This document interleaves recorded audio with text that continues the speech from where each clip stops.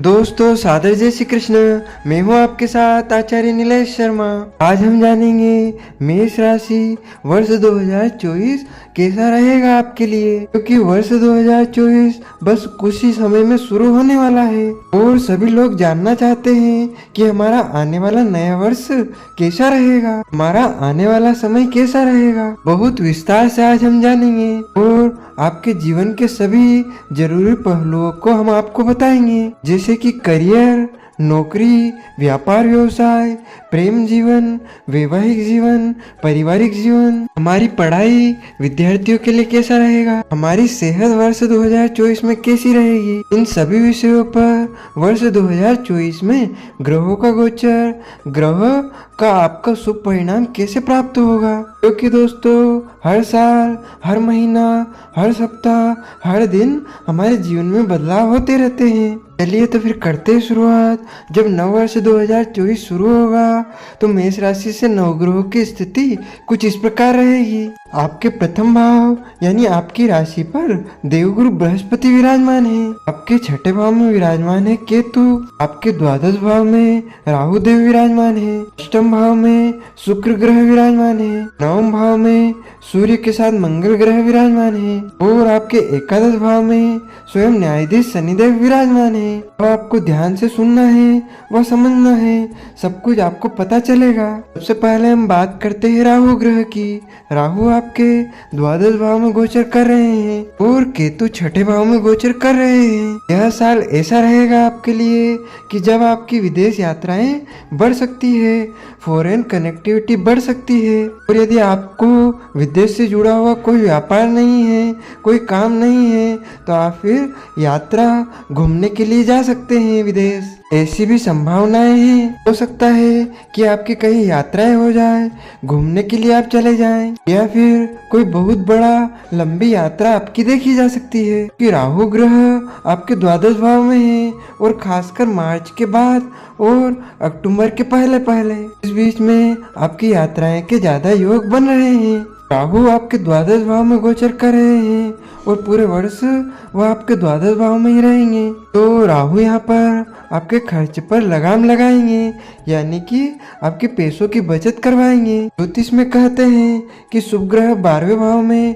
पैसों के खर्चा करवाते हैं, पैसा हाथ से निकलवाते हैं, और राहु जब पाप ग्रह 12वें भाव में होता है तो हमारे खर्चे को लगाम लगाता है, यानी खर्च बचाता है, हमको थोड़ा कंजूस प्रवृत्ति का बनाते हैं। और राहु देव इसके पहले आपकी राशि मेष राशि में गोचर कर रहे थे, लेकिन वह अब निकल चुके हैं, वह द्वादश भाव में है। इसका फायदा आपको यह होगा, आपके वैवाहिक जीवन को, आपकी मैरिड लाइफ को अच्छा बनाएंगे। तो प्रथम भाव में राहु आपको असंतोष दे रहे थे वैवाहिक जीवन में। 2023 वर्ष में आपके वैवाहिक जीवन में, जिन मेष राशि वाले जातकों के वैवाहिक जीवन में 2023 में परेशानियां थी, अनबन थी, कुछ प्लानिंग नहीं कर पा रहे थे, आपसी मतभेद बढ़ते जा रहे थे, वैचारिक मतभेद थे, तो यहाँ पर केतु भी आपके सप्तम भाव से निकल चुके हैं।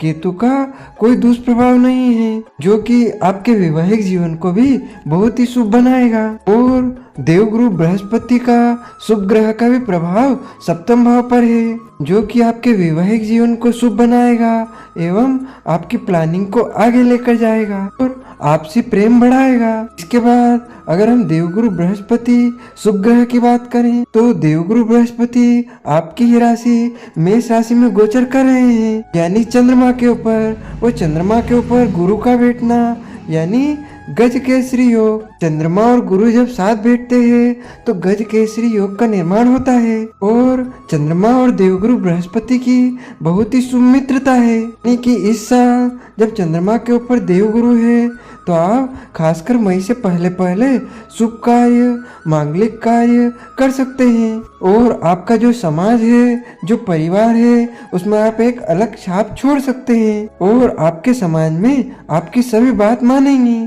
कुछ सामाजिक कार्य कर सकते हैं खासकर मई 2024 से पहले पहले। और जब तक देवगुरु बृहस्पति आपके प्रथम भाव में है, यानी मई 2024 तक आपके करियर में अच्छे बदलाव लेकर आएंगे। जिनके पास नौकरी नहीं है, कोई काम नहीं है, उनको काम मिलेगा। और देवगुरु बृहस्पति यहाँ पर आपको नौकरी के रूप में, काम के रूप में एक पुरस्कार प्रदान करेंगे। लेकिन हाँ, बस आपको कोशिश करनी होगी। देवगुरु बृहस्पति की दृष्टि अप्रैल तक आपके 9वें भाव पर पड़ेगी और आपके 5वें भाव पर पड़ेगी, यानी संतान पक्ष के लिए भी अप्रैल तक बहुत अच्छा है, क्योंकि गुरु संतान के कारक है और संतान वाले भाव को उन पर दृष्टि भी पड़ रही है। यह बहुत अच्छा है आपके लिए। और शनिदेव की दृष्टि भी 5वें भाव पर पड़ रही है, तो आपकी फैमिली प्लानिंग अप्रैल तक आपको सक्सेस मिलेगी। फिर मई 2024 में गुरु आपके द्वितीय भाव में प्रवेश करेंगे। फिर पूरे वर्ष वह आपके द्वितीय भाव में ही गोचर करेंगे। जब गुरु द्वितीय भाव में रहेंगे तो आपको दांतों में, अपने मुंह में कुछ दिक्कतें आ सकती है, इन्फेक्शन हो सकता है, इसका आपको विशेष ध्यान रखना होगा। और जब गुरु द्वितीय भाव में आएंगे तो आपके बोलने के तरीके को, आपके बात करने के तरीके को और आपकी वाणी को अच्छा बनाएंगे। लेकिन जब गुरु द्वितीय भाव में आएंगे तो 6ठे और 8वें भाव पर उनकी दृष्टि पड़ेगी। तो समझने वाली बात यह है कि आपके पॉलिटिक्स आपके साथ और आपके शत्रु बढ़ जाएंगे और पेट से जुड़ी समस्याओं का आपको थोड़ा ध्यान रखना होगा। तब तक मई 2024 से लेकर दिसंबर 2024 तक कि देवगुरु बृहस्पति की दृष्टि 2 त्रिक भाव पर पड़ रही है, 6ठे भाव पर और 8वें भाव पर। तो यह कहीं न कहीं आपको कर्ज से मुक्ति नहीं दिलाएगा, बल्कि और कर्जा आपके ऊपर बढ़ाएगा। आप कोई कर्जा ले सकते हैं, या फिर आपके शत्रु आपको परेशान करेंगे, या फिर वह आपको नीचे गिराने की कोशिश करेंगे। इसका विशेष आप थोड़ा सा ध्यान दीजिएगा। वहीं देवगुरु बृहस्पति की दृष्टि 10वें भाव पर भी पड़ेगी। मई 2024 से दिसंबर 2024 तक जब गुरु की दृष्टि 10वें भाव पर पड़ेगी तो जो मैनेजमेंट सेक्टर में है, बैंकिंग लाइन में है, डॉक्यूमेंट लाइन में है, कंप्यूटर से काम करते हैं, या फिर कोई टीचर है, अध्यापक है, तो उनके जीवन में मई से लगाकर कुछ अच्छे बदलाव, सैलरी में वृद्धि, कोई प्रमोशन हो सकता है गुरु की दृष्टि 10वें भाव में पड़ने से। या फिर आपकी नौकरी में भी परिवर्तन आ सकता है, या आप सरकारी नौकरी में हैं तो आपको प्रमोशन मिल सकता है। अब हम बात करें शनिदेव की। शनिदेव आपके एकादश भाव में पूरे वर्ष गोचर करेंगे, लेकिन शनिदेव जुलाई 2024 में वक्री हो जाएंगे। पहले तो आप यह जान ले कि ना आपके ऊपर शनिदेव की ढैया है, न 7.5 है, यानी शनि का दुष्प्रभाव कुछ भी नहीं है। और शनिदेव आपके जन्म कुंडली में एकादश भाव में गोचर करेंगे और एकादश भाव धन का, लाभ का, प्रॉफिट का होता है। और ज्योतिष शास्त्र में कहा जाता है कि शनि जिस स्थान पर बैठते हैं उस भाव की वो वृद्धि करते हैं, और जिस भाव पर उनकी दृष्टि पड़ती है, यानी जिस भाव को देखते हैं उस भाव की हानि करवाते हैं। तो यहाँ पर शनिदेव आपको एकादश भाव में वृद्धि देंगी।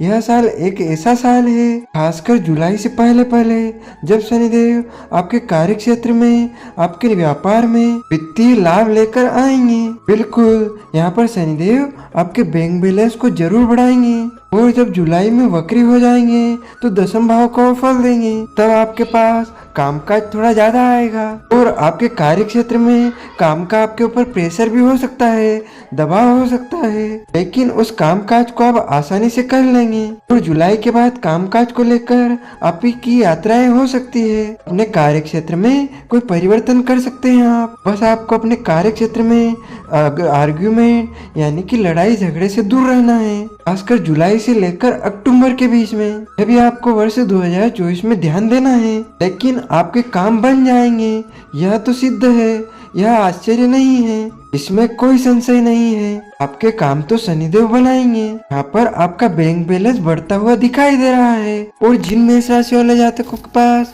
खाली है, कोई नौकरी नहीं है, यह साल आपके लिए देवगुरु बृहस्पति, शनि और खासकर सूर्यदेव अपने घर में आएंगे अप्रैल के महीने में, यानी कि 14 अप्रैल से 14 मई और 15 अगस्त से लेकर 15 सितंबर का महीना आपके लिए अति सर्वश्रेष्ठ रहेगा सरकारी नौकरी वालों के लिए। विद्यार्थियों के लिए आपके जीवन में बहुत ही शुभ फलदायी रहेगा। और अगर हम विद्यार्थियों के लिए बात करें तो जनवरी मार्च तक आपके लिए बहुत ही अच्छी है, लेकिन अप्रैल के महीने से विद्यार्थी अपनी पढ़ाई में भटकेंगे, यानी कि उनका दिमाग एक जगह नहीं लगेगा। लेकिन अप्रैल के बाद विद्यार्थियों के लिए समय और अच्छा होता जाएगा। 14 अप्रैल के बाद से आप सरकारी नौकरी के लिए फॉर्म भर सकते हैं, आपके लिए अच्छा रहेगा। यह दोस्तों हमने आपके बताया बड़े ग्रहों का प्रभाव वर्ष 2024 में मेष राशि के जीवन पर क्या पड़ेगा।